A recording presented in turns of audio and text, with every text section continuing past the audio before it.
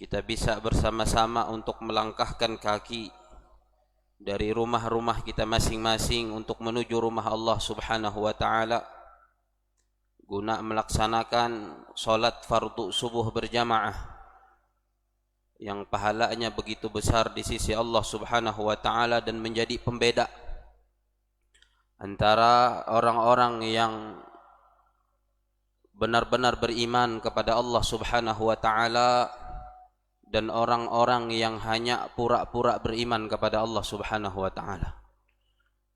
Oleh karenanya Sayyidina Abdullah Ibnu Umar radhiyallahu taala anhuma wa ardahuma pernah mengatakan, kata beliau, di zaman para sahabat apabila ada sahabat-sahabat yang tidak ikut serta melaksanakan sholat isya berjamaah dan juga tidak hadir untuk sholat subuh berjamaah, maka kami mulai suudzon, buruk sangka kepada sahabat itu, jangan-jangan dia sudah menjadi orang munafik.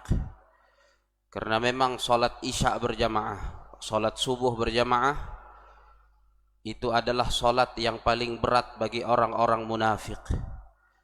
Artinya jika ada seorang hamba Allah yang kemudian mampu untuk berangkat sholat isya berjamaah, mampu untuk melaksanakan sholat subuh berjamaah, itu menjadi bukti dan tanda, dan mudah-mudahan juga menjadi tanda untuk kita semua bahwa orang itu benar-benar orang yang sungguh-sungguh beriman kepada Allah Subhanahu wa taala. Begitu juga di subuh hari ini, mudah-mudahan dengan kita berangkat dari rumah-rumah kita masing-masing untuk kemudian melaksanakan sholat subuh berjamaah, mudah-mudahan kita mendapatkan bagian dari doa Nabi besar Muhammad sallallahu alaihi wa ala alihi wa sahbihi wasallam. Karena beliau pernah secara khusus memanjatkan doa untuk umatnya di pagi hari seperti ini, yaitu meminta keberkahan kepada Allah Subhanahu wa taala untuk umatnya. Beliau sallallahu alaihi wasallam berdoa kepada Allah, Allahumma barik li ummati fi bukuriha. Ya Allah, berkahilah umatku di pagi harinya. Mudah-mudahan dengan berkumpulnya kita untuk sholat berjamaah pada subuh hari ini, di pagi hari ini, mendapatkan bahagian dari doa keberkahan yang dipanjatkan oleh baginda Nabi besar Muhammad sallallahu alaihi wasallam. Dan mudah-mudahan Allah Subhanahu wa taala memberkahi umur kita. Allah Subhanahu wa taala memberkahi hidup kita. Allah Subhanahu wa taala memberkahi keluarga kita. Allah memberkahi harta-harta yang kita miliki dan apapun yang berhubungan dengan diri kita, mudah-mudahan selalu diberkahi oleh Allah Subhanahu wa taala. Amin ya rabbal alamin. Salawat salam mudah-mudahan senantiasa tercurahkan, terlimpahkan kepada baginda Nabi besar Muhammad sallallahu alaihi wasallam, kepada keluarga-keluarga beliau, kepada para sahabat beliau, serta orang-orang yang senantiasa mengikuti jejak langkah beliau, orang-orang yang istiqamah untuk menjalankan sunnah-sunnah beliau sampai hari kiamat nanti. Dan mudah-mudahan kita semua dimasukkan oleh Allah Subhanahu wa taala ke dalam golongan mereka. Amin ya rabbal alamin. Jemaah salat subuh yang mudah-mudahan dirahmati Allah Subhanahu wa taala. Seorang laki-laki mukmin dan juga seorang perempuan mukminah yang kemudian melangsungkan pernikahan dalam kehidupan di dunia ini, jika kedua-duanya kelak dimasukkan oleh Allah Subhanahu wa taala ke dalam syurganya Allah, maka kedua-duanya akan kembali dikumpulkan oleh Allah Subhanahu wa taala di dalam syurga sebagai suami istri. Oleh karena itu, ketika seorang hamba, seorang mukmin melangsungkan pernikahan, maka orientasinya, tujuannya bukan hanya sekedar hidup bahagia di dunia, bukan hanya sekedar berkumpul di dunia, akan tetapi lebih daripada itu mesti ada dalam hati setiap pasangan yang melangsungkan pernikahan itu agar berkumpul di dunia dan juga berkumpul di surga. Oleh karenanya kewajiban terbesar seorang suami bukan hanya sekedar mencari nafkah untuk istri dan anak-anaknya, bukan hanya sekedar mengusahakan dunia untuk keluarganya, akan tetapi Allah Subhanahu wa taala katakan di dalam Al-Qur'an, dalam firman-Nya, ya ayyuhalladzina amanu qu anfusakum wa ahlikum nara. Wahai orang-orang yang beriman, peliharalah, selamatkanlah diri kalian dan juga keluarga kalian dari api neraka. Karena kita tidak hanya berkumpul di dunia, yang melangsungkan pernikahan hari ini di dunia itu kelak ketika sama-sama dimasukkan oleh Allah Subhanahu wa taala ke dalam surganya Allah pada hari kiamat nanti, maka sepasang suami istri itu juga akan dikumpulkan oleh Allah Subhanahu wa taala di dalam surganya Allah. Bahkan menariknya kata para ulama, kalau seandainya, karena surga itu kan bertingkat-tingkat, tergantung dengan amal soleh masing-masing dan juga tergantung dengan seberapa Allah Subhanahu wa taala memberikan rahmatnya kepada hambanya. Ada tingkatan surga tertinggi seperti misalnya surga Firdaus yang kata Nabi SAW, apabila kalian meminta surga maka mintalah surga Firdaus. Maka dalam hadis Rasulullah SAW, idza sa'altumullaha al-jannah fas'aluhul firdausal a'la. Apabila kalian meminta kepada Allah surga, mintalah surga Firdaus tertinggi. Jadi ada tingkatannya, surga tertinggi, surga Firdaus. Walaupun mun kita bau mati itu kurang layak cak, tapi kiko Nabi tetap laku nang paling tinggi. Hantam kalau doa itu luput berduruh isut mah merapenda. Tapi kalau berlaku hejan surga luput doan dika nyehebu mer neraka. Maka berlaku nang paling tinggi.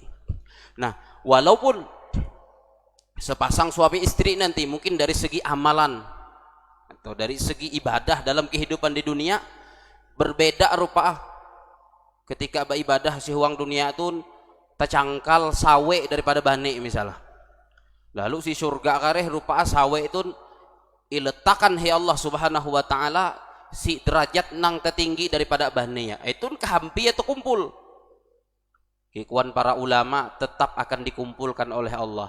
Jadi yang surganya agak terendah dari salah satu dua pasangan itu berkat pasangannya tadi di dunia, kemudian surga yang rendah itu kemudian dinaikkan tingkatnya oleh Allah Subhanahu wa taala.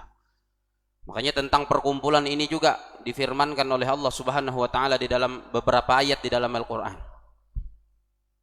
Kikuan Allah Subhanahu wa taala, jannatu adnin yadkhulunaha wa man salaha min abaihim wa azwajihim wa dzurriyyatihim. Surga Aden, mereka akan memasukinya bersama orang-orang yang soleh dari nenek moyang mereka, bersama orang-orang yang soleh dari pasangan-pasangan mereka dan anak keturunan mereka. Nah, makanya berdasarkan firman Allah ini, sepasang suami istri yang berkumpul di dunia dan tidak dipisahkan dengan perceraian, artinya meninggal status mereka berdua masih suami istri, hanya dipisahkan sementara oleh kematian, maka kalau sama-sama nanti ditakdirkan oleh Allah, dimuliakan oleh Allah, masuk kedua-duanya ke dalam surga, kelak akan dikumpulkan kembali oleh Allah Subhanahu wa taala. Hendak pindah itu kumpul dengan yang ada si dunia itu. Itu ada aja belah humbuya mustad ki ya, parai cukup si dunia abi. Rupa selama itu menahan benar hendak ilapas katia sayang kurang lebih sandal capal imangkit beliat katat inganan sayang. Tapi jemaah yang dimuliakan Allah Subhanahu wa taala, bahwa pasangan di surga itu sudah tidak sama lagi dengan pasangan di dunia. Karena surga itu kan darun naim, tempatnya kenikmatan-kenikmatan. Jadi si surga itu tidak ada nang mida ingat tuju oleh hawa nafsu nitah, seperataan nang nyaman-nyaman mahindai. Dari pasangan itah pun tidak ada sifat-sifat yang itah tidak suka. Baik sawe nang mida ketujuh ya dari bane ya si huang dunia atau ada sifat-sifat tertentu atau kelakuan-kelakuan tertentu misalnya, itu semua akan dihilangkan oleh Allah Subhanahu wa taala sehingga yang tersisa hanya yang menyenangkan hati saja di dalam surganya Allah. Karena surga tadi tempatnya kenikmatan-kenikmatan Allah Subhanahu wa taala. Jadi nang waktu belum sedunia suara kerok kami dah memudah nyaring itu midain sekani hari mida mengerok midaam nang mahawi ate itu merasa gerigitan sangku kana kerukut bidawang atau midaam. Jadi nang nyaman-nyaman mahindai. Bahkan istri-istri orang-orang yang masuk surga, istri-istri mereka di dunia yang kemudian kedua-duanya masuk surga nanti itu melampaui keindahan bidadari-bidadari surga. Oleh karena itulah yang dimaksud ketika kita sembahyang jenazah. Coba ketika kita sembahyang jenazah itu kan si takbir yang ketiga ada doa. Tawan tah terbaca cakah wae mun mida nyingkat-nyingkat tah mah doa ya. Salah satu doa yang dianjurkan oleh Nabi sallallahu alaihi wasallam untuk dibaca ketika sembahyang jenazah itu kan salah satu ya Allahumma abdilhu daran khairan min darihi wa ahlan khairan min ahlihi wa zaujan khairan min zaujihi. Kalau hatu we. Makna ayeun doa tun kita berlaku dengan Allah ketika kita menyembahyangan jenazah nang ada sehadapan kita ya Allah gantikan untuk jenazah ini tempat tinggal yang lebih baik daripada tempat tinggalnya di dunia. Ya Allah gantikan untuknya keluarga yang jauh lebih baik dari keluarganya di dunia. Ya Allah gantikan untuknya istri yang lebih baik daripada istrinya di dunia. Ini kalau laki-laki masuk akal. Hantam hatuwe kan tahu lebih dari ije. Dan kareh memang si akhirat inyediaan ya Allah Subhanahu wa taala bidadari. Jadi doa itu ketika kita berlaku akan jenazah nang hatuwe itu ya Allah gantikan untuknya istri yang lebih baik daripada istrinya di dunia. Para ulama mensyarah doa salat jenazah ini, hadis ini kata mereka masih mungkin ketika kita berdoa seperti itu untuk mayit ini, untuk jenazah ini Allah gantikan untuknya istrinya di dunia itu dengan istri di surga yaitu bidadari Allah Subhanahu wa taala. Tapi sebaliknya kalau nang nyembahyangan itah tun jenazah bawi. Doanya macam itu cak. Cuman kareh teh dhamira ing ganti atau kata ganti ya berubah isut. Allahumma abdilha daran khairan min dariha wa ahlan khairan min ahliha wa zaujan khairan min zaujiha. Ya Allah gantikan jenazah perempuan ini atau mayit perempuan ini gantikan untuknya tempat tinggal yang lebih baik dari tempat tinggalnya di dunia. Gantikan untuknya keluarga yang lebih baik daripada keluarganya di dunia. Kemudian gantikan untuknya suami yang lebih baik dari suaminya di dunia. Nah, apa maksudnya doa ini minta gantikan suami yang lebih baik dari suami di dunia? Kata para ulama bahwa hadis ini maknanya adalah bukan berganti bane yang humbuyen. Mikir ada bane hanyar dai. Kalau bawi kan batasnya meina bane cuman ije mah. Nah, makna dari doa salat jenazah ini bukan kemudian seorang suami baru kemudian diberikan kepada si perempuan itu, tetapi kata para ulama bahwa sifat-sifat suaminya ketika di dunia itu diganti oleh Allah Subhanahu wa taala di akhirat nanti, di surga nanti dengan sifat-sifat yang baru, dengan sifat-sifat yang baik-baik. Kalau si dunia misalkan bane ya pena penyarekan beneran, isut-isut menggutis, isut-isut menapak, isut-isut bamamainya me ya. Ete kareh teh bidam ketika si akhirat, ketika si huang surga ingganti ya Allah Subhanahu wa taala sifat Jadi seorang suami yang lembut, seorang suami yang penuh kasih sayang. Karena doa itu tadi, Allahumma abdilha zaujan khairan min zaujiha. Ya Allah, gantikan untuk mayit perempuan ini suami, maksudnya sifat-sifatnya dengan sifat-sifat suami yang lebih baik daripada sifat-sifat suaminya di dalam dunia. Baneya masih nang ete bi kareh si huang surga kalau sama-sama tame surga. Nah, ini artinya apa? Bahwa pasangan ini kelak kalau ditakdirkan oleh Allah Subhanahu wa taala masuk ke dalam surga, maka juga akan dikumpulkan oleh Allah Subhanahu wa taala di dalam surga sebagai sepasang suami istri. Oleh karenanya, kita yang hari ini menjalani kehidupan rumah tangga, kita mesti tidak hanya fokus untuk urusan dunia saja. Kita juga berusaha keras, bersungguh-sungguh, sebagaimana kita bersungguh-sungguh untuk bahagia dengan keluarga kita, dengan pasangan kita dalam kehidupan di dunia ini, dengan bekerja keras misalnya mencari dan mengumpulkan harta, maka kita juga mesti bersungguh-sungguh dan bekerja keras untuk bahagia di akhirat, berkumpul di dalam surganya Allah Subhanahu wa taala. Jadi bahasa teh sehidup sesurga. Humbui sehidup semati. Maka kalau sehidup semati itu kan sampai mati bisa. Tapi kematian itu sejatinya hanya perpisahan yang sementara. Hanya perpisahan yang sementara.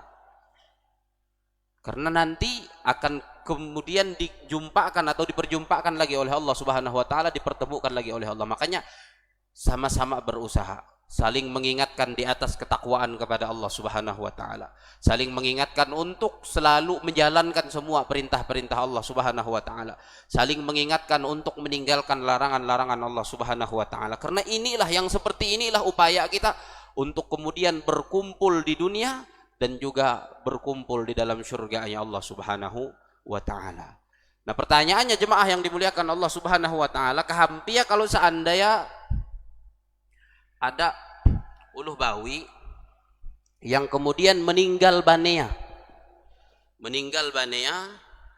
lalu setelah banea meninggal, lepah masa iddah, dilamar lagi oleh laki-laki lain. Bebane ini masen ketiga, berganti masen terus rupa ajil tuh. Kemudian lepah hindai masa aktif nang nomor 3 tuh, lepah masa iddah berganti hindai dengan nang nomor 4. Etun kareh dengan nang kueh ya berkumpul di surga. Kalau tamek surga dengan nang kueh, apakah dengan nang pertama atau dengan nang kedua? Karena berkumpul dengan kayak ipata tidak mungkinin. Bila kawain, hantam bawi. Kalau hatuwe meninggal saweya, mensawe hindai. Meninggal hindai sawe kedua, mensawe hindai. Ini masih mengandung kemungkinan nanti si laki-laki ini dikumpulkan dengan semua istri yang pernah dia nikahi dalam kehidupan di dunia ini. Dan itulah yang kemudian terjadi kepada baginda Nabi besar Muhammad sallallahu alaihi wa ala alihi wasallam dengan istri-istri beliau. Istri-istrinya Rasulullah sallallahu alaihi wasallam itu nanti akan dikumpulkan dengan Rasulullah sallallahu alaihi wasallam di dalam surganya Allah. Artinya istri-istri Nabi Muhammad sallallahu alaihi wasallam ummahatul mukminin itu juga istri-istri beliau di dunia dan juga menjadi istri-istri beliau di surga. Makanya ada hadisnya dari beliau sallallahu alaihi wasallam, ikut Nabi sallallahu alaihi wasallam, zaujati fid dunya hunna zaujati fil jannah. Istri-istriku di dunia, mereka juga istri-istriku di surga. Artinya arek berkumpul dengan ije bane. Nah, kalau hatuwe masih ada kemungkinan seberataan sawe nang pigi ingawi ya siwang dunia itu, entah ya waktu belum teh memang berpoligami, belum bis dengan sawe yang teh poligami misalnya, atau hantam beda bahanyi aja poligami itu mana ada aja hasrat hendak lebih daripada ije, gue menunggu lepah expired nang ije itu belok hanya menambah nang lain, lalu meninggal amban sawe nang ije lalu kawin hindai. Nah, ini suami yang seperti ini masih mengandung kemungkinan, tidak menutup kemungkinan kumpul dengan semua istri yang pernah dia nikahi ketika di dunia. Nah, pertanyaan kita tadi, apabila uluh bawi kemudian bebane lalu meninggal bane yang pertama itu, setelah lepah masa iddah, ada hindai rupa anang besurung kawin dengan nang besurung teh, rupa anang besurung tuh midak tahi cak meninggal hindai nang kedua. Mbah hete lepah nih masa iddah, ada yang besurung payu benar rupa aja loh. Ada yang besurung rupa meninggal hindai. Oh, rupa meninggal terus bila kawin dengan itu beda jarak-jarak meninggal hindai nang kedua, ada yang besurung kawin hindai. Nah, beberapa kungan misalnya pertanyaannya dengan nang kueh kira-kira kumpul lah karis di wang surga, apakah berkumpul dengan yang pertama atau berkumpul dengan yang terakhir atau berkumpul dengan yang arek kabun sawit kah atau berkumpul dengan nang terserah iya atau sekahendak nang bawi itu memilih. Nah, itu ternyata jemaah yang dimuliakan Allah Subhanahu wa taala, ada beberapa pendapat dikemukakan oleh para ulama tentang permasalahan ini. Ada beberapa pendapat para ulama tentang seorang perempuan yang dalam kehidupan di dunia ini setelah meninggal suami yang pertama dia menikah lagi 2 kali atau 3 kali atau lebih daripada itu. Yang pertama disebutkan oleh Al-Imam Abdul Wahhab Asy-Sya'rani rahimahullahu taala, dan ini yang kemudian menjadi pendapat yang dipilih oleh beliau. Al-Imam Abdul Wahhab Asy-Sya'rani, sewang kitab beliau aran kitab Mukhtasar Tadhkiratul Qurtubi. Kekuan beliau pendapat yang pertama ini ada 4 pendapat, keempat-empatnya disebutkan oleh beliau dengan dalil-dalilnya masing-masing. Pendapat yang pertama yang kemudian menjadi pilihan Al-Imam Abdul Wahhab Asy-Sya'rani rahimahullahu taala ini, kekuan beliau bahwa perempuan yang seperti itu nanti kelak dia akan dikumpulkan dengan suami pertamanya, suami yang paling helu. Kekuan beliau, suami nang paling awal ia kawin dengan hatuwe teh. Maka dengan ete lah kareh, walaupun si bawi itu kareh kawin deh dengan banek-banek nang lain, tapi tetap ia akan kumpul dengan banek yang pertama. Berarti banek nang kedua, banek nang ketiga dan seterusnya itu cuman kumpul si dunia mah. Kalau saya akhirat kareh, kekuan pendapat yang pertama itu si perempuan itu akan dikumpulkan oleh Allah dengan suaminya yang pertama. Dan ini berdasarkan satu hadis yang diriwayatkan oleh Imam Malik rahimahullahu taala tentang Sayyidina Zubair ibn al-Awwam. Sayyidina Zubair ibn al-Awwam itu memiliki istri, yaitu putrinya Sayyidina Abu Bakar, Sayyidah Asma binti Abi Bakar. Nah, Sayyidina Zubair ibn al-Awwam ini, mohon maaf tidak mengurangi rasa hormat dengan sahabat Rasulullah SAW, itu terkenal uluya agak penyarekan. Sahabat Rasulullah SAW Sayyidina Zubair ibn al-Awwam agak penyarekan dengan sawaya. Maka Sayyidah Asma binti Abu Bakar tun ketika menikah dengan Sayyidina Zubair ibn al-Awwam rancak dimarahi atau sering dimarahi oleh suaminya Sayyidina Zubair ibn al-Awwam. Nah, sering juga mengadu kepada ayah beliau Sayyidina Abu Bakar. Lalu nasihat Sayyidina Abu Bakar radhiyallahu taala anhu ardahu kepada anak beliau, putri beliau Sayyidah Asma binti Abi Bakar, ikhwan Sayyidina Abu Bakar, ay bunayyah isbiri fa inna Zubaira rajulun salih wa la'allahu an yakuna zawjuki fil jannah. Qala wa laqad balagani anna ar-rajula idza ibtakara bil mar'ati tazawwajaha fil jannah.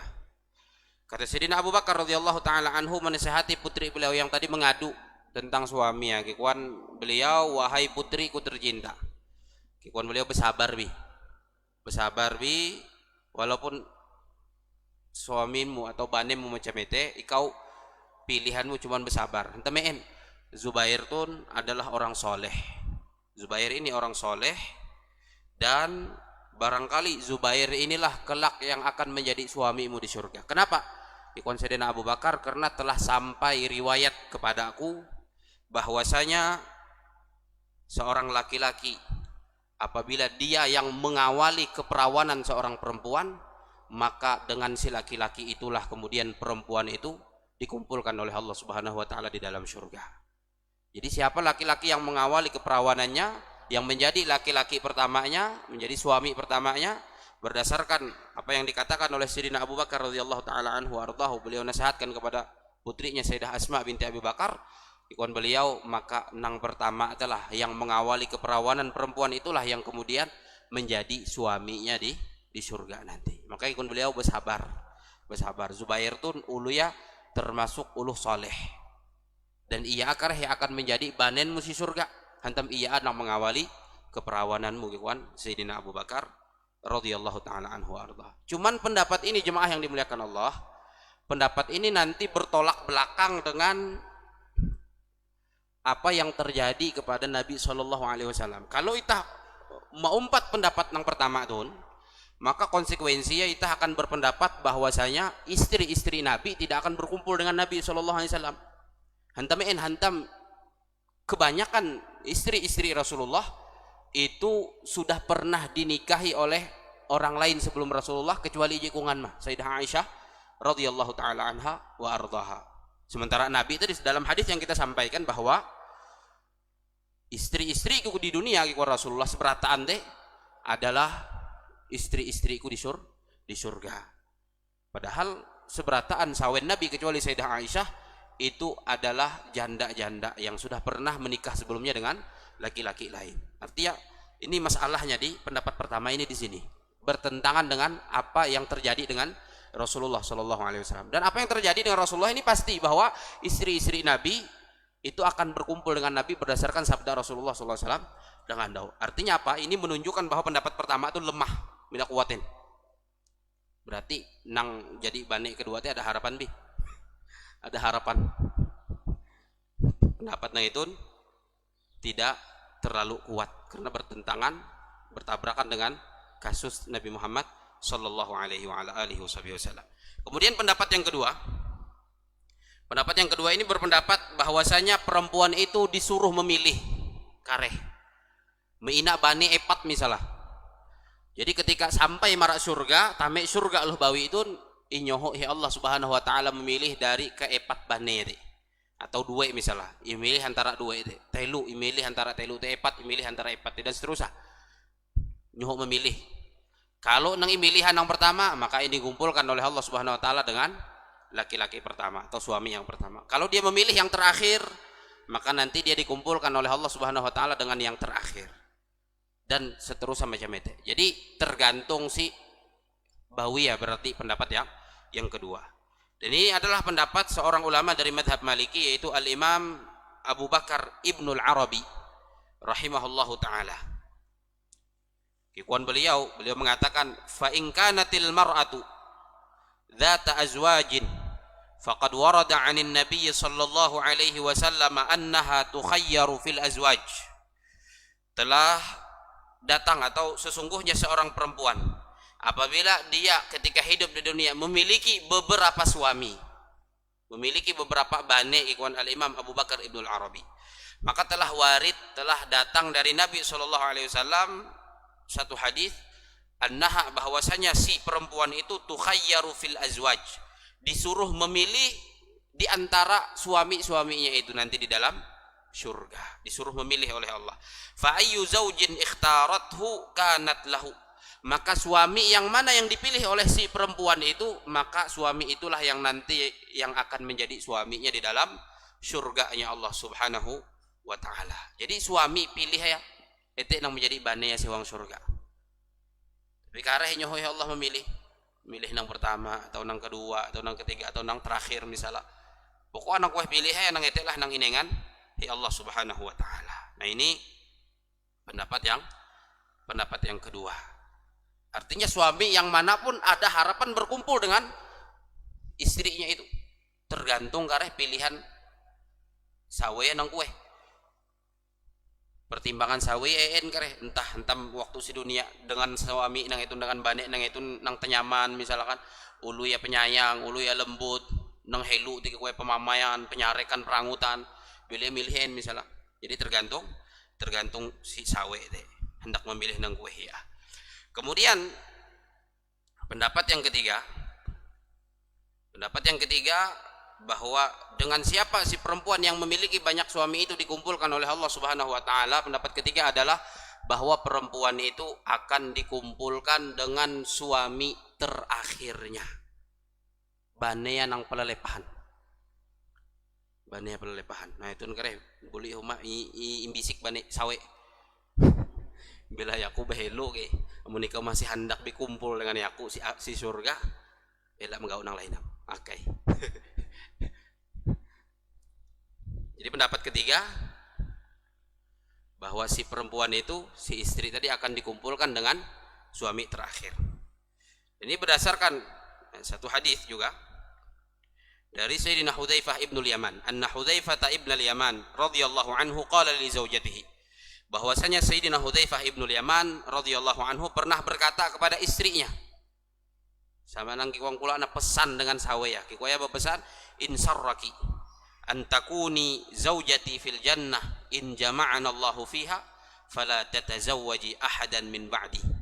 fa innal mar'ata li akhiri azwajiha. Kata Sayyidina Hudzaifah ibn Yaman kepada istrinya, apabila engkau ingin, kue marak sawe ya, apabila ikau hendak kumpul hindai dan menjadi sawengku hindai di surga, apabila itah sama-sama tabi surga, maka elak kawina menjadi aku meninggal kareh. Kikuan Sayyidina Hudzaifah ibn Yaman.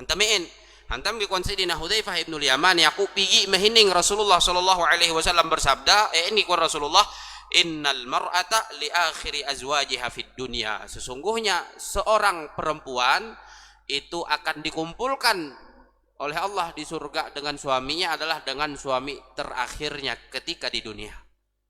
Aweh nang palelepah ya menjadi banea, maka dengan nang palelepahan itulah menurut pendapat yang ketiga tun, dengan nang palelepahan itulah uluh bawi itu berkumpul sehwang surga Allah Subhanahu wa taala. Dan itu diperkuat oleh apa yang terjadi kepada Rasulullah sallallahu alaihi wasallam. Ketika Nabi mengatakan bahwa istri-istriku di dunia itu adalah istri-istriku di surga. Kenapa? Karena istri-istri Nabi setelah Nabi sallallahu alaihi wasallam meninggal tidak ada lagi yang menikahinya. Dan eteca maka hantameen midak tahuin menikahi istri-istri Rasulullah sallallahu alaihi wasallam setelah Rasulullah meninggal. Itu haram hukumah. Jadi Nabi SAW ketika meninggal, beliau meninggalkan 9 orang istri. Ketika beliau meninggal si tahun ke-11 Hijriah teh, melihi 9 kungan sawe. Yang disebut oleh Al-Allamah Sayyid Ahmad Al-Marzuqi sehwang Manzumah Aqidatul Awam, ikon beliau antis iniswatin wafatul Mustafa khuyyirna fakhtarna an-nabiyyal muqtafa. Nabi SAW Al-Mustafa wafat meninggalkan 9 orang istri. Mereka yang 9 itu disuruh memilih, ternyata ke-9-9-nya memilih Rasulullah sallallahu alaihi wasallam. Nah, sepeninggal Nabi Muhammad sallallahu alaihi wasallam tidak ada yang boleh menikahi istri-istri Rasulullah dan haram hukumnya menikahi istri-istri Rasulullah. Dan ini dilarang oleh Allah dalam Al-Qur'an. Apa kata Allah Subhanahu wa taala? Kikuan Allah Subhanahu wa taala, "Wa ma kana lakum an tu'dzu Rasulullah." Tidak boleh kalian menyakiti hati Rasulullah.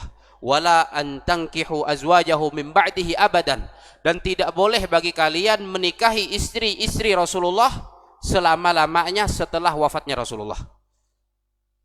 Jadi secara tegas Allah melarang, ikhwan Allah, tidak boleh kalian menikahi istri-istri Rasulullah selamanya setelah Rasulullah wafat.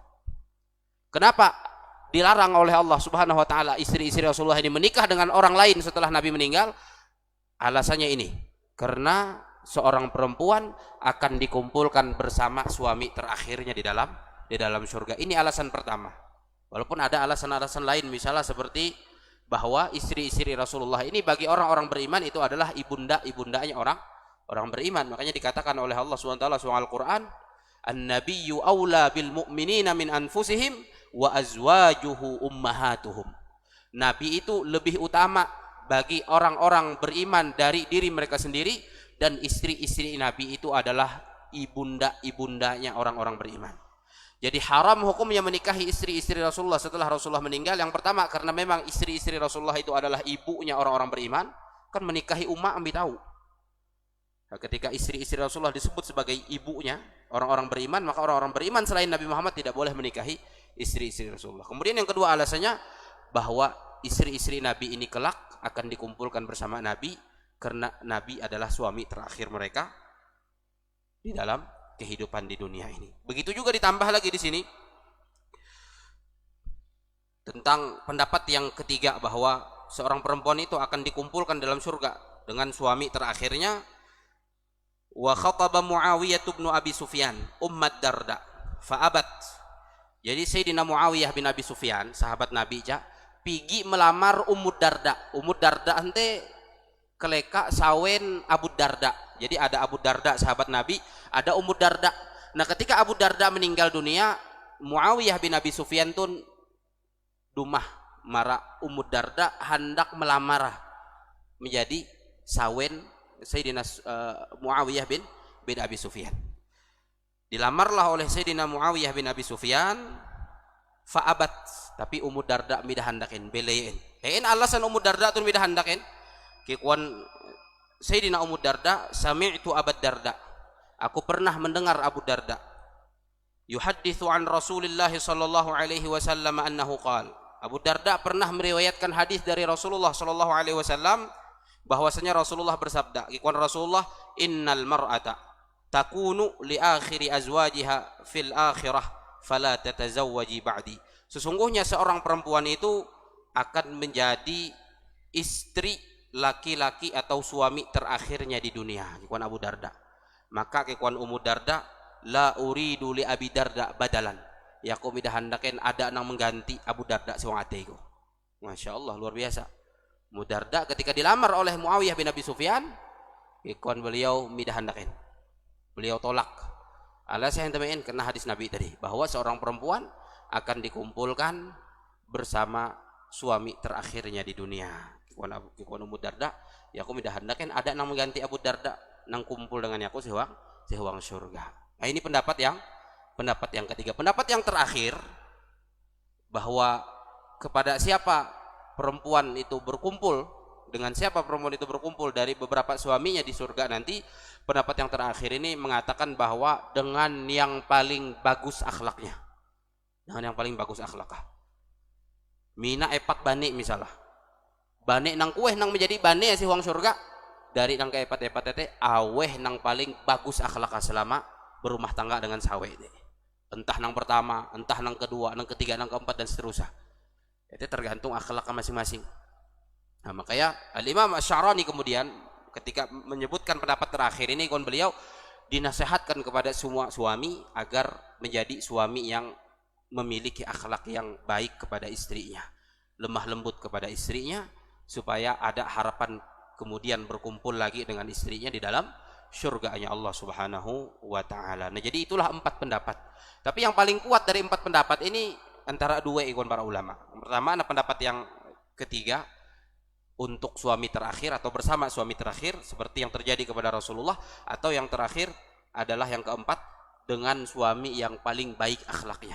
Dengan suami yang paling baik akhlaknya, itulah kemudian perempuan itu dikumpulkan oleh Allah Subhanahu wa ta'ala di dalam syurganya Allah. Mudah-mudahan kita semua dikumpulkan oleh Allah Subhanahu wa ta'ala bersama keluarga-keluarga kita di dalam syurganya Allah Subhanahu wa ta'ala, bahagia di dunia rumah tangga kita dan juga bahagia di dalam syurganya Allah Subhanahu wa ta'ala. Amin ya rabbal alamin. Subhanakallahumma wa bihamdika asyhadu an la ilaha illa anta astaghfiruka wa atubu ilaik. Wa sallallahu ala nabiyyina Muhammadin wa ala alihi wa sahbihi wa sallam. Wassalamu alaikum warahmatullahi wabarakatuh. Allahumma salli ala Muhammad. Allahumma salli alaihi wa sallim. Allahumma salli ala Muhammad. Allahumma salli alaihi wa sallim. Allahumma salli ala Muhammad. Allahumma salli alaihi wa sallim. Allahumma salli ala Muhammad. Allahumma salli alaihi wa sallim. Allahumma salli ala Muhammad. Allahumma salli alaihi wa sallim. Allahumma salli ala Muhammad. Allahumma salli alaihi. Allahumma salli ala Muhammad. Allahumma salli alaihi wa sallim. Allahumma salli ala Muhammad Rasulullah. Ya Rabbi salli alaihi wa sallim Habiballah. Taqabbalallahu minkum.